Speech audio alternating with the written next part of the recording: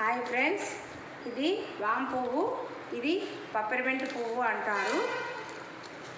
ఇవి రెండు కలిపి ఇలాగా ఒక చిన్న సీసాలో వేసుకోవడం వల్ల ఇది ఒక 24 అవర్స్కు ఇలా వాటర్ అవుతుంది. దీన్ని రోజు వాసన చూడడం వల్ల ఈ జలుబులు, దగ్గు, తుమ్ము అవన్నీ తగ్గిపోతాయి.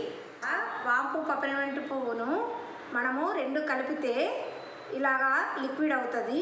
ఈ లిక్విడ్ను 1 డ్రాప్ అయినా సరే మనము ఇలాగ నీళ్ళలో కాంచి స్టీమ్ పట్టుకోవడం వల్ల జలుబు, దగ్గు, తుమ్ములు తగ్గుతాయి.